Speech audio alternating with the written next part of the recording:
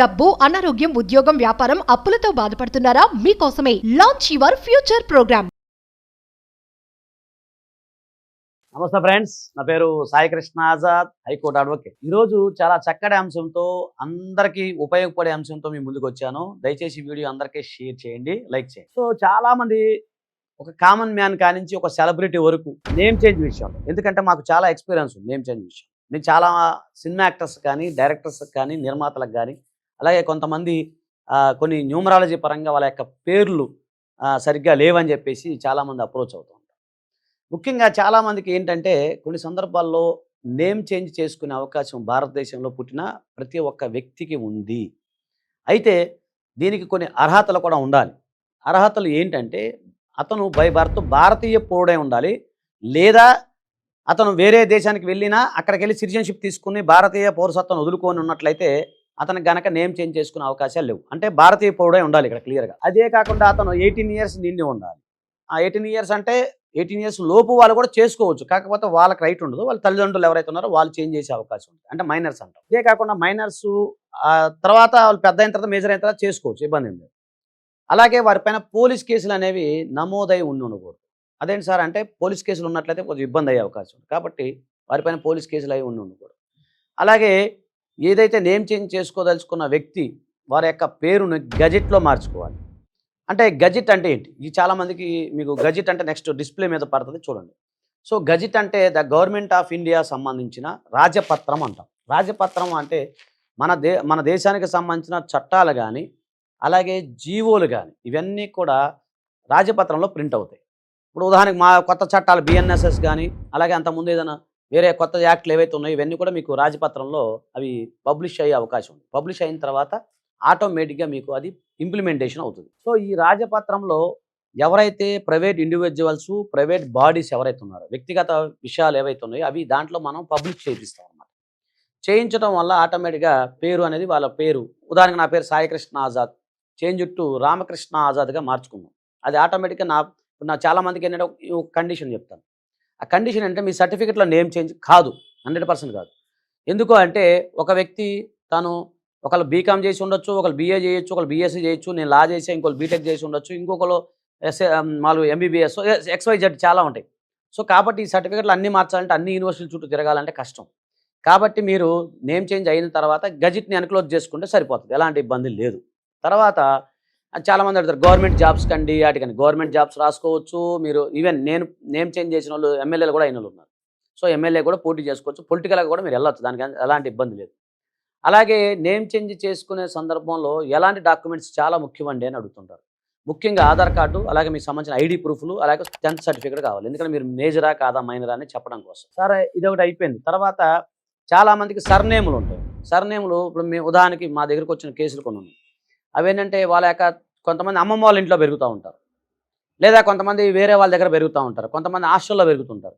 పెరిగినప్పుడు సేమ్ ఇదే పర్సన్ ఉంటాడు, కానీ సర్నేములు డిఫరెంట్ పడతా ఉంటాయి. అసలు సర్నేమ్ కాకుండా వేరే వేరే సర్నేములు పడతా ఉంటాయి. కానీ అలాంటి సర్నేమ్ పడినప్పుడు ఏం చేయాలంటే మీరు నిజమైన సర్నేమ్ కనుక సంబంధించిన ఎవిడెన్స్ కనుక మీ దగ్గర ఉన్నట్లయితే దాన్ని కూడా గజెట్లో మీరు బేస్ చేసుకునే అవకాశం ఉంటుంది. కాకపోతే చూడండి, సర్నేమ్ అనేది సందర్భాన్ని బట్టి మారిపోతూ ఉంటాయి. కాబట్టి సర్నేమ్ సంబంధించిన ఎవిడెన్స్ అనేది చాలా ముఖ్యమైనది. ఇంకోటి చాలామంది అడిగే ప్రశ్న ఏంటంటే నేమ్ చేంజ్కి సంబంధించి ఇంకేదైనా ఆల్టర్నేటివ్ ఉందా, అఫిడవిట్ ఇవ్వచ్చా అని అడుగుతుంటారు. ఎస్, అఫిడవిట్ ఇవ్వచ్చు, కానీ అఫిడవిట్ బేస్ చేసుకొని పేపర్ యాడ్ చేసుకొని నేమ్ చేంజ్ చేసుకోవాలి, గజెట్లో చేసుకోవాలి తప్ప నేను జనరల్గా అఫిడవిట్ సరిపోతుందండి, 100 రూపాయలు బాండ్ పేపరు, లేదా పేపర్ యాడ్ ఇస్తే సరిపోద్దా, అవన్నీ చెల్లవు. కాబట్టి ఇప్పుడు లీగల్గా మీరు వెళ్ళాలంటే నేమ్ చేంజ్కి వెళ్ళాల్సిందే. తర్వాత సర్టిఫికెట్లో నేమ్ చేంజ్ అవుతుందా, ఇది చాలామంది అడిగే ప్రశ్న. సర్టిఫికెట్లో నేమ్ చేంజ్ కాదండి. ఎందుకు అంటే అన్ని సర్టిఫికెట్లు డిఫరెంట్ ఉంటాయి. కాబట్టి సర్టిఫికెట్లో నేమ్ చేంజ్ కాదు, కాకపోతే మీ ఐడి ప్రూఫ్లు అంటే Aadhaar card, voter ID card, PAN card, passport, driving licence, ఇవన్నీ కూడా ఆటోమేటిక్గా మీరు చక్కగా పెట్టుకొని నేమ్ చేంజ్ ఏదైతే ఉందో అది ఐడి ప్రూఫ్లు అనేది అన్నీ కూడా మీరు నిరభ్యంతరంగా నేమ్ చేంజ్ చేసుకో. ఇంకోటి అతి ముఖ్యమైనది ఏంటంటే మీ సర్టిఫికెట్లోనో ఒక పేరు ఉండదు. ఉదాహరణకి నా పేరు సాయి కృష్ణ ఆజాద్ ఉంది, నేను ఇంటర్మీడియట్లో సాయి కృష్ణ అనే ఉంది, డిగ్రీలో ఓన్లీ PS కృష్ణ అని పడింది అనుకోండి. సో ఈ 3 సర్టిఫికెట్లు నావే, కాకపోతే ఒక సందర్భంలో డిఫరెంట్గా పడింది. సో దీన్ని మనం ఏం చేసుకోవచ్చు, మీ దగ్గర సరైన ఎవిడెన్స్ ఉంది, ఆధార్ కార్డులో కరెక్ట్గా ఉంది, సాయి కృష్ణ ఆజాద్ అని ఉంది అనుకుందాం. సో ఇవన్నీ కలిపి నాదే అని చెప్పి డిక్లరేషన్ అంటారు, గుర్తుపెట్టుకోండి. దాన్ని డిక్లరేషన్ లేదా పబ్లిక్ నోటీస్ అంటారు. దాన్ని కూడా గజెట్లో ఒక పార్ట్లో మనం ఫైల్ చేయాల్సి వస్తుంది. అంటే ఏంటంటే నేమ్ చేంజ్ అంటే లేని పేరుని ఇప్పుడు సాయికృష్ణ ఆజాద్, రామకృష్ణ ఆజాద్ అని ఏదైతే ఉందో రామకృష్ణ ఆజాద్ అనే నేమ్ లేని పేరుని మనం పబ్లిష్ చేసుకుంటాం. కానీ డిక్లరేషన్లో ఉన్న పేర్లన్నింటిని కూడా కలిపిదాన్నే అంటే సాయి కృష్ణ మళ్ళీ పిఎస్ కృష్ణ లేదా కృష్ణ ఇవన్నీ కలిపి ఇవి నావే. కానీ ఇట్లా సర్టిఫికెట్లలో ఇట్లా డిఫరెంట్ ఎస్ఎస్సీలు ఎలా పడింది, డిగ్రీలు ఎలా పడింది, ఇట్లా దీంట్లో ఇలా లాలు ఎలా పడింది అని చెప్పి ఇవన్నీ కలిపి మొత్తం సర్టిఫికెట్లు నావే అని చెప్పేసి దాన్నే డిక్లరేషన్ అంటారు.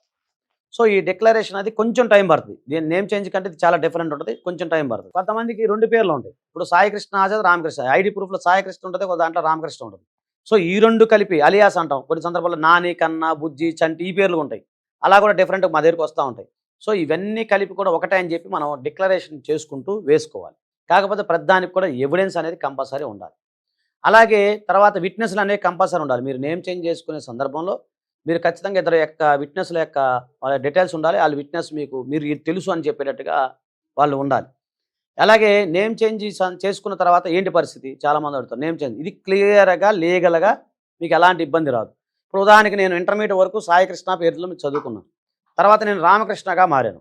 మరి నేను డిగ్రీకి వెళ్తా, పీజీకి వెళ్తా, అప్పుడు నా పేరు ఏమొస్తుంది అని అనుకున్నప్పుడు ఆటోమేటిక్గా నా పేరు కొత్త పేరు ఏదైతే ఉందో దాన్ని బేస్ చేసుకొని మీరు ఆటోమేటిక్గా కొత్త స్టడీస్ చేసుకోవచ్చు. అలాగే పాస్పోర్ట్ విషయంలో చాలామందికి ఏంటంటే సార్ నా పేరు ఇప్పుడు సాయి కృష్ణ ఆజాద్ పేరు మీద పాస్పోర్ట్ ఉంది, నేను గజెట్లో రామకృష్ణ ఆజాద్గా మార్చుకున్నప్పుడు ఏమవుతుంది చాలామందికి ప్రశ్న, మరి అది ఎట్లా సార్ అన్న. అప్పుడు మనం ఆటోమేటిక్గా రామకృష్ణ ఆజాద్ పేరు మీద పాస్పోర్ట్ మార్చుకుంటే వాళ్ళు ఇంకో పాస్పోర్ట్ ఇస్తారు. సో అప్పుడు మనం 2 పాస్పోర్ట్లని క్యారీ చేయాల్సి ఉంటుంది. కాబట్టి దాని గురించి పెద్దగా టెన్షన్ పడాల్సిన అవసరం లేదు. అలాగే ఆధార్ కార్డు కూడా మీరు హ్యాపీగా నిరభ్యంతరంగా 3 సార్లు మాత్రం మార్చుకోవాల్సి వస్తుంది. నేమ్ చేంజ్ అనేది ఆధార్ కార్డుకి 3 సార్లు టైం ఉంటుంది. చాలామంది మా దగ్గరికి వచ్చేసరికి ఏమవుతుందంటే ఆధార్ కార్డుని ఆల్రెడీ వాళ్ళు 3 సార్లు మార్చుకొని వచ్చేస్తారు. 2 టైమ్స్ 3 టైమ్స్ మార్చుకొని వచ్చేస్తారు.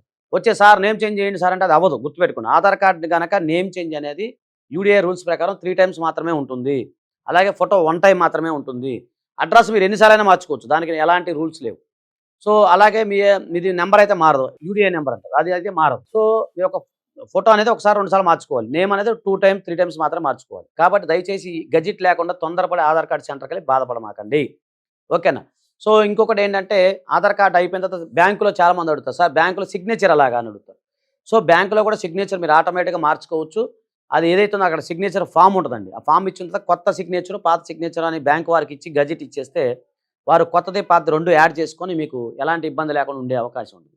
అంటే స్థూలంగా చెప్పాలి అంటే నేమ్ చేంజ్ గజిట్ ద్వారా చేసుకున్న తర్వాత మీరు నిరభ్యంతరంగా విదేశాలకు వెళ్ళొచ్చు, వీసాకి ఎలాంటి ప్రాబ్లం రాదు. విదేశాల్లో కూడా మీరు వెళ్ళి అక్కడ స్థిరపడిపోవచ్చు. అలాగే పొలిటికల్గా వెళ్ళొచ్చు, తర్వాత జాబ్ చూసుకోవచ్చు, ఇలాంటి చేసుకోవచ్చు. తర్వాత చాలామందికి ఏంటంటే మ్యారేజ్ అయిన తర్వాత మహిళలకు సంబంధించిన నేమ్ చేంజ్ చేసుకోవచ్చు, నిరభ్యంతరంగా చేసుకోవచ్చు. ఆఫ్టర్ మ్యారేజ్ కూడా చేసుకోవచ్చు అండి, ఓకేనా ఫ్రెండ్స్. ఇంకా మీకు ఏదైనా కావాలి డౌట్లు ఏమైనా ఉంటే కింద కామెంట్ బాక్స్లో తెలియజేయండి. థ్యాంక్ యూ, నమస్తే, జై హింద్.